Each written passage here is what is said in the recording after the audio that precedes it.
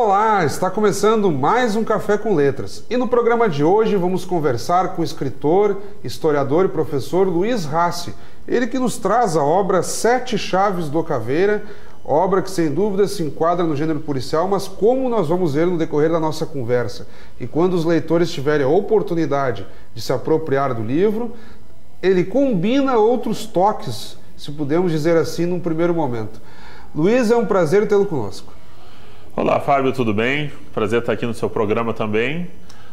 Sim, é verdade, o livro ele combina tanto literatura policial, especialmente mais daquele gênero noir do que do gênero sherlockiano, fantástico, mas ao mesmo tempo ele tem um protagonista que poderia muito bem ter saído de uma série em quadrinhos, e ele tem também uma investida no gênero do terror. Misturado com isso, nós temos um pouco da mistura do gênero do terror, especialmente porque as histórias policiais nesse livro eles se mesclam com histórias de fantasmas. E se nós pudermos ler já no início, no primeiro conto, há um encadeamento entre os contos, a gente não pode dizer que eles sejam necessariamente independentes. Há uma lógica na sequência entre os sete, ainda que assim eles possam ser lidos de maneira autônoma. Eu vou ler o terceiro conto do livro, amanhã eu leio o último, enfim, há essa possibilidade, mas é interessante acompanhar a leitura de uma forma mais linear para ver esse encadeamento entre as personagens. Seria como se tu tivesse pego um livro inteiro dividido em capítulos, ou por que dessa divisão em contos? Olha, seria mais ou menos, não seria como se fosse um livro inteiro dividido em capítulos, eu diria que mais seria como se eu tivesse feito um seriado de forma literária. Você pode assistir, como um seriado, você pode assistir cada episódio de forma independente, mas se você assiste todos os episódios em sequência, a história faz mais sentido. A mesma coisa no livro, são 7 contos, se você lê os 7 em sequência, eles fazem mais sentido, mas cada história tem valor independente, pode ser lida de forma independente, tudo que você precisa saber para compreender aquela história está naquela história. Até porque o elemento mais forte de ligação entre uma história e outra é o personagem central, né? Esse que dá o título do livro, que é o Caveira. É aí que eu queria chegar, no decorrer dos contos, e nós estávamos conversando sobre isso antes de iniciar o programa propriamente dito, que no decorrer dos contos há uma ideia bem clara de cenas. Vamos supor, tu trabalhas com 5, 6, vamos supor, cenas no decorrer do livro. Começa a primeira, ela é interrompida, parte para a segunda. Dali um tempo, na terceira cena, retoma-se a continuidade da primeira. O que acontece? É um encadeamento como quem está assistindo realmente a uma novela, ou a um seriado, ou um filme, em que não se tem, por exemplo, 2 personagens e aí se esgota toda a trajetória deles e passa por terceiro, por quarto personagem. Não, tu vai fazendo um jogo imbricado e até com flashbacks. Por exemplo, no primeiro conto, o personagem principal, ele perde a mãe, o pai dele vai à falência por especulações com imóveis e tal. Isso. Mas aí, tudo bem, chega-se ao ocaso da personagem, digamos assim, mas aí tu retomas em flashbacks. Como é que era a vida dele com os pais? Como é que era a vida com a mãe? As decepções que ele teve? Como é que ele se envolveu no crime? Então, eu gostaria de conduzir a entrevista nesse sentido, até para a gente não contar toda a história e tirar a graça de quem espera ler o livro. Mas eu queria, basicamente, aí vai pegar o público, não só os leitores de modo geral, mas como quem também se interessa, de uma forma ou de outra, a criar histórias. Aí vão pegar os próprios historiadores, outros escritores, jornalistas, pessoas da área da literatura, enfim. Como é que funcionou esse processo criativo para, digamos assim, não perder o fio da meada? De modo que tu não deixa... Porque assim, quando termina uma cena, tu tens a sensibilidade de não deixar passar muito tempo até retomar aquela que já tinha passado. Ou seja, o leitor ainda tem um pingo de lembrança de uma das cenas que foi interrompida. Bom, o que me ajudou nisso é o seguinte... além de ser um apaixonado por livros, assim, um fanático por literatura... eu gosto também de outros gêneros, outras formas de contar histórias. por exemplo, eu gosto muito de cinema, certo? E de quadrinhos também. E, embora sejam recursos que são usados também na literatura, essa de troca de ponto de vista e de volta para o passado, que são o contraponto e o flashback, eles são usados muito no cinema e na literatura.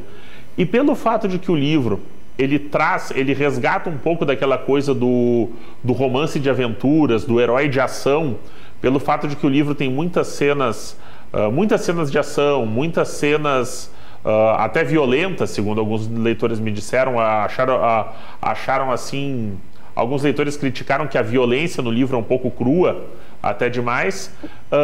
Eu tentei botar justamente, mesmo na forma de escrever, um estilo mais cinematográfico, mas que realmente a leitura evocasse na imagem, na mente do leitor, um filme ou uma história em quadrinhos mais adulta, mais realista, certo? A intenção foi bem criar isso mesmo. Agora, o que me ajudou a compor isso, eu só posso dizer que é o meu amor por narrativas assim, né? Por esse tipo de narrativa. Aí, no que tu começaste a falar, eu já lembrei da tua nota inicial. Começa assim: nestes tempos tão furiosos. Seria, vamos supor, uma nota preliminar, não necessariamente uma introdução, mas tu chegas a fazer algumas justificativas do porquê de algumas opções para a história com a qual o leitor vai deparar. Se quiser ler a nota, eu não me envergonho dela. Não, mas aí num momento tu falas exatamente o seguinte: todas as histórias são baseadas em fatos reais, de Chapeuzinho Vermelho a Hamlet.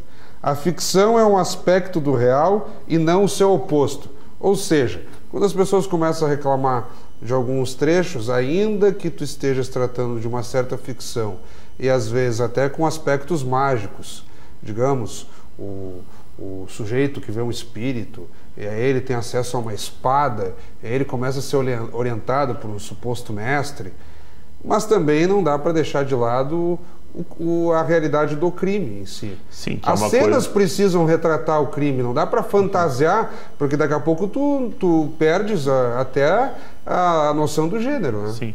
É que é muito fácil, às vezes, algumas pessoas, né, confundirem falar sobre alguma coisa e fazer apologia a alguma coisa, certo?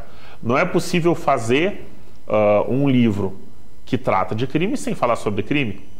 Não é possível fazer uma história de investigação sobre um assassinato sem falar sobre assassinato, certo? E quando eu digo que todas as histórias são baseadas em fatos reais, e eu até falo de Chapeuzinho Vermelho a Hamlet... Ali foi uma ironia. Ironia até certo ponto, porque tudo que a gente imaginou porque a gente está no mundo, a gente imaginou porque a gente observou o mundo, e todo o mundo em que a gente vive, ele é composto não só disso aqui, mas tem uma parte do mundo que está na nossa mente, né? Que a gente constrói com as nossas ideias, com o nosso pensamento. Então, a ficção não necessariamente é uma coisa que é ao contrário da realidade. A ficção é uma parte da realidade. Tipo, eu estou sentado numa poltrona, mas a poltrona não brotou da terra com o nome de poltrona. A gente dá para ela esse nome, a gente pensa nela como uma poltrona, a gente tem a ideia de poltrona na cabeça. Com as histórias acontece o mesmo. É aquela velha, digamos assim, dicotomia que se cria quando vai se analisar algum objeto ou situação do ponto de vista semiológico ou semiótico, em que a situação vivenciada ela sempre é real, seja virtual ou não, ela é real. Ela é real. Ela está real. Na sua mente, você está vencendo. Agora, o que há sim uma dualidade é entre o virtual e o atual. Na medida em que aquela virtualidade que está em ideia é atualizada para a concretude, digamos assim. Eu imagino, como você estava dando um exemplo a grosso modo da cadeira e da mesa, ela pode ser idealizada, mas ela passa a existir de fato enquanto é atualizada, materializada aqui, como uma questão sólida. No que diz respeito às cenas, eu acho muito interessante quando tem, por exemplo, aqui tentativas, e aí aqui se chega ao imaginário do próprio bandido, quando tenta de uma forma ou de outra justificar, nem que seja para si mesmo, aquilo que ele fez. E aí ele se refere aqui a um senhor de idade, que no decorrer do conto vai ser possível compreender o conto que abre o livro. Eles organizam um grupo ali, um crime a um senhor que supostamente guardava muito dinheiro dentro de casa. Sim. E daí eles dão uma surra nesse senhor e no final eles acabam matando esse senhor. E aí ele diz para o sujeito e pensa. Ele olha para o sujeito que está ali, esse senhor jogado ao chão, surrado, né, digamos assim, e pensa: você levou uma surra, mas vai sobreviver. E garanto que nem tem muito mais dinheiro no banco, que tem muito mais dinheiro no banco. De onde a gente vem, velho, a vida é uma surra todo dia. Dê-se por feliz, a coisa acabou bem para ti. Ou seja, o sujeito se justifica, ele leva uma vida muito mais dura por ser pobre, por ter mais dificuldades, e aquele senhor só levou uma surra naquele instante, mas ele tem muito mais dinheiro no banco, isso, vai se recuperar da bangornada que levou e tudo seguirá normal. Tudo seguiria normal. Isso é uma coisa interessante, assim... primeiro, esse é o antagonista da história, né? O vilão, entre aspas. Essa é uma palavra mais simples que a gente usa, é vilão, né? Eu gosto, em termos mais técnicos, seria antagonista. Interessante que instantes depois, para não ser identificado, ele mata não só esse próprio vítima, quanto os outros dois comparsas que exatamente. estavam com ele. Mas o que é interessante é que, assim, nesse momento, escrevendo o livro, eu não justifico o ato desse personagem. Este personagem se justifica. Você faz com que ele mesmo tenha essa autonomia. Exato. E, tipo, a pretensão do autor, ao escrever uma linha assim, não é apresentar esse ponto de vista como sendo o ponto de vista válido do autor. Ali quem fala é o personagem, certo? Um escritor que eu gostava muito de ler há um tempo atrás, o Will Eisner, ele escreveu que a melhor coisa que um autor pode fazer é colocar um personagem numa situação e ver como ele se sai dela, certo? Simplesmente tem que fazer um certo jogo mental para dar uma certa liberdade para ele. E essa questão do se justificar é uma coisa muito interessante. Tem um livro e um filme que eu gosto muito, que é o talentoso Ripley. O livro é da Patricia Highsmith, o filme foi um relativo sucesso há uns tempos atrás com o Matt Damon. Tem uma frase, no livro está mais sutil, no filme está explícito, que eu acho brilhante, quem você conhece que se considera má pessoa? A pessoa sempre diz que ou não teve escolha ou que no fundo ela estava certa. As piores pessoas do mundo, na nossa visão, elas não costumam se enxergar como as piores pessoas do mundo. Não, tipo, todo monstro é um mocinho internamente. E inclusive vale para o réu confessa, que o sujeito entende que ao confessar o crime ele fica purificado daquele mal que fez, sim. E ainda por cima traz subsídios à tona para que as pessoas tenham pena. Sim. Olha, eu além de ter sido réu confesso, olha, estou assumindo esse ônus, eu tive problemas com a minha família, o meu pai era um bêbado, ou naquele momento eu estava transtornado. Quer dizer, as pessoas acham justificativas das mais diversas, né? E não somente pessoas que têm vidas difíceis, não somente pessoas que de fato têm vidas difíceis, mas no livro, né, ou no caso de outros personagens, e exemplos ao longo da vida, né, pessoas que têm às vezes vidas muito confortáveis, que têm facilidades, que não têm nenhuma... Do nosso ponto de vista, não tem nenhum grande motivo para fazerem o que fazem. Aí vem aquele estereótipo batido. O sujeito tinha tudo, né? Dinheiro, fama, boa criação, mas não conseguia encontrar um sentido para a sua vida. Aí então ele foi e cometeu um crime. Exato. Outro exemplo clássico do cinema nesse sentido, o Alex do Laranja Mecânica. o Alex Delarge.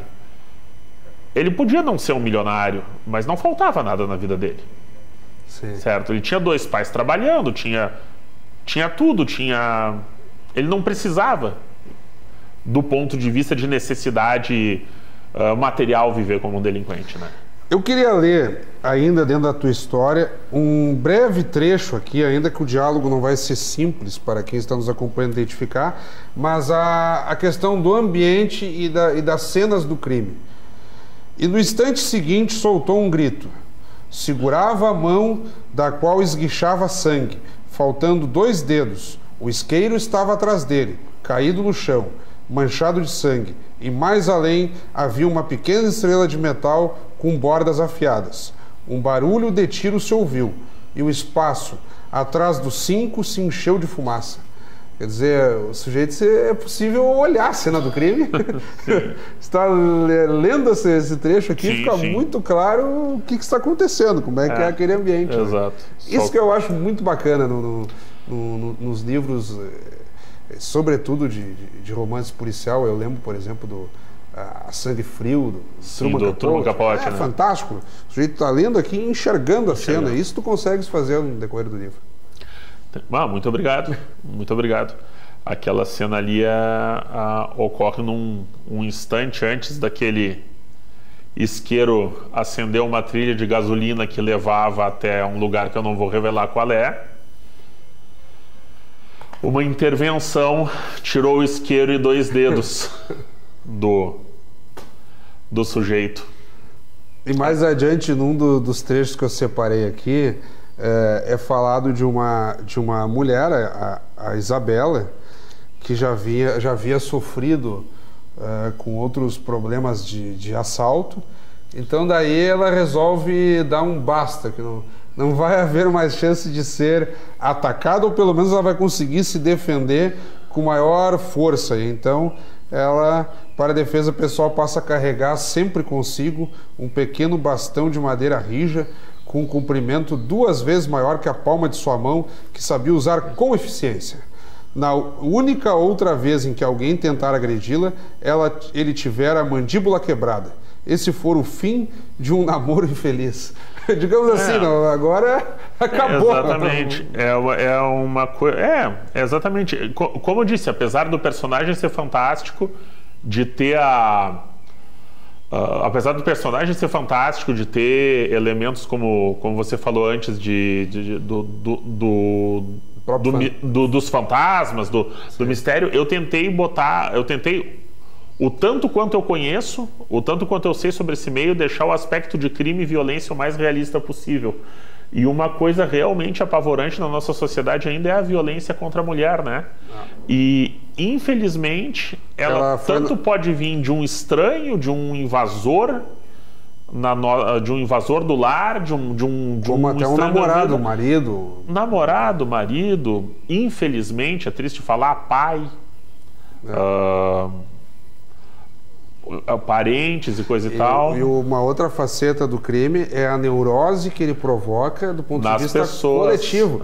O sujeito é assaltado 2, 3, 4, 5 vezes, daqui a pouco ele já não tem mais critério, ele vai se preparar de tal forma que às vezes é capaz até de dar uma reação mais excessiva do que realmente mereceria. O sujeito passa a andar armado, alguém chegou ali por um motivo ou outro, ele já sente que pode ser assaltado, daqui a pouco o cara mata alguém com medo de ser assaltado de novo. Um dos filmes, por incrível que pareça, o primeiro Desejo de Matar, depois virou uma série de ação, quase de apologia aquilo, né?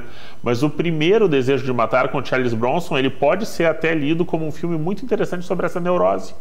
O sujeito tem a casa invadida, tem a esposa e a filha violentadas, né? E ele entra entra nessa situação, nessa condição reativa, assim, de estar o tempo todo reagindo de forma violenta dá para dizer assim, a qualquer um que pareça um criminoso, né? É um filme excelente sobre a neurose. Assim como o primeiro Rambo, né? O primeiro Rambo também é um filme, bem assistido, é um filme de drama. É um filme perfeito sobre o neurótico de guerra.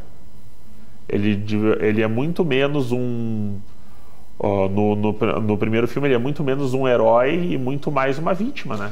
E aí voltando para aquela menção que eu tinha feito ao Capote, que ao contrário do que o teu relato num dos contos, eles vão visitar uma casa em que o senhor supostamente há muito dinheiro, de fato eles conseguem muito dinheiro, e até um deles consegue ficar com boa quantia.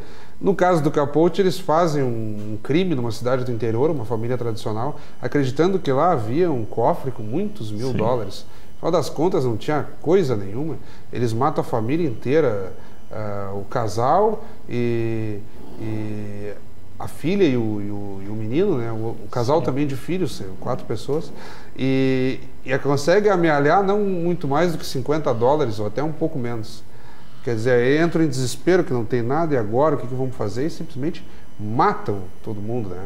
Tem isso também, né? Essa questão do desespero da cena, né? Não, e outra coisa que se a gente for pensar o quanto dura um dinheiro obtido dessa forma também, mesmo que eles tivessem conseguido tantos mil dólares nesse caso, né? O quanto dura, o quanto... e quais as consequências psíquicas e...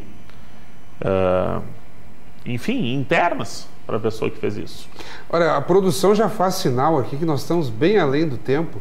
E aí realmente tu me provocaste demais, porque nós começamos falando do livro, a gente vai para o livro, retoma para outros pontos do cinema e da literatura e realmente a discussão sobre o crime e a literatura e a fantasia construída a partir desse imaginário que tão bem chamamos aqui da literatura policial em si é interminável. Nós poderíamos ficar muito tempo conversando e eu quero te convidar para que retorne aqui a alguns meses. Eu sei que tu tem outras obras nessa área do romance, da ficção e dos contos infantis, dos contos policiais, desculpa, e da fantasia. Então, falaremos, por exemplo, do Cavaleiro Feérico. Esse é uma investida na fantasia heróica, né? Que é uma outra obra que tu tens também. Eu aqui citei erroneamente infantil, porque eu venho já de 2 programas seguidos sobre literatura infantil. Então, agora trocamos de novo de modalidade. E essa é a graça do Café com Letras. Nós procuramos explorar os mais diversificados gêneros e faixas etárias, inclusive. Entrevistamos semanas atrás uma menina de 15 anos que trazia aqui uma boa seleção de poemas também, muito interessante. Eu quero te agradecer, reiterando esse convite para que retornes daqui a alguns meses para continuarmos o nosso bate-papo, e fica um espaço para que tu abordes um tema que não tenhamos tocado até aqui. Certo, então. Muito obrigado, Fábio. Até mais. Então tá. Valeu.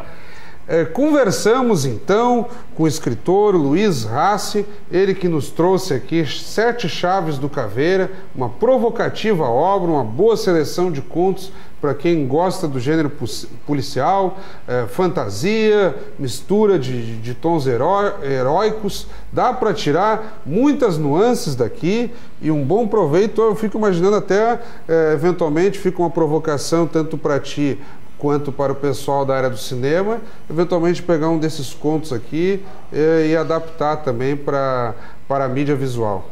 Mais uma vez, muito obrigado. Conversamos então com o Luiz Rassi. Esse foi mais um Café com Letras. Obrigado pela audiência, continue acompanhando a nossa programação e até o nosso próximo encontro. Certo, agora sim. Até mais.